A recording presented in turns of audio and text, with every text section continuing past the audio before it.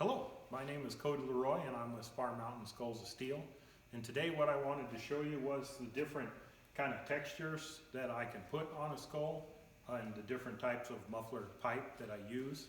In this particular model right here, this is actually a carbon steel muffler pipe that what I've done with is after I made the skull, the shape design that I wanted to, I used an oxygenated flame to cause the metal to actually flake off, and it kind of gives an older scaly appearance.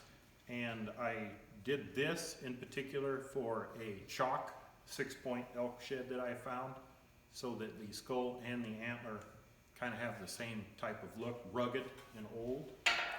This one is just the carbon steel muffler pipe that before this process took place. So basically they looked identical until I went and used the flame.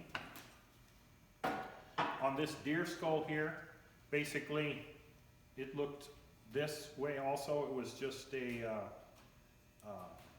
carbon steel pipe, but this was aluminized, so it kind of had a shiny aluminized coating that was put on it, that when I was able to buff that down in certain areas and then use the flame on here, the oxyacetylene flame, I was able to color the metal and give the colors. But in the areas that the aluminized stayed on it, it didn't. It keeps the flame from being able to put the coloring in it. Also on this one, I used a different kind of teeth design, tooth design, whatever one you want to call it. This is actual bar, and this is actual strips of muffler pipe that have been bent into loops to give the deal. This skull was just the carbon steel non-aluminized, but I chose not to color this one, so this is just what it would look like the elk. Also on some of them I actually put in the real, I call it where the bone plates attach together, but also the different growth lines that is real in the skull, I just go ahead and etch those in on some of them to try to make it even look more realistic. This is a 6-month-old deer head. This one is actually made of stainless steel muffler pipe. So the whole thing, even the teeth, are made of stainless steel. The teeth on this one is kind of interesting, are actually Indy cylinder head exhaust valves. That was the only stainless steel that we had at the time to make the teeth out of. The moose in the background is also made of just the carbon steel. This actually started out as a piece of 6-inch muffler pipe.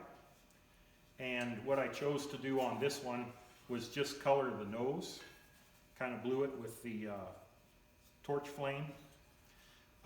If I wanted to get the flakiness out of it, like this elk skull, it just requires more oxygen, less acetylene, and you just actually hold it on there longer till it actually burns through. To get the color process, of course, the color comes in at different temperatures. First it kind of yellow, orange, or kind of a gold color is the first color that comes in, and that's upwards of mid 400s, somewhere around in that area. And then the darker colors start coming in as you reach upper 400s and into the low 5s. If you carry it beyond that, of course, then it just goes into a more like a silvery, almost back to the same color that originally it was. Like you can see the difference between the edge of the nose versus the side right here. This went too far.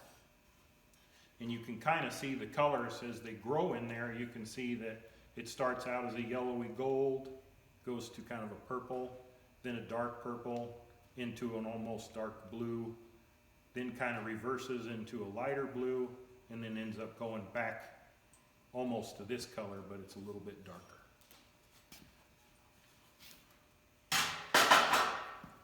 At the very start of it, this is a piece. This will eventually be a moose. But you can see this is the carbon steel muffler pipe with the aluminized. And you can kind of see the shine and the texture on that. I have done a few for customers like this, using this, and all I do is just kind of buff it, and it makes it look, it comes out shinier than, I shouldn't say shinier, but just more silvery, I guess, chrome kind of, than that particular one does.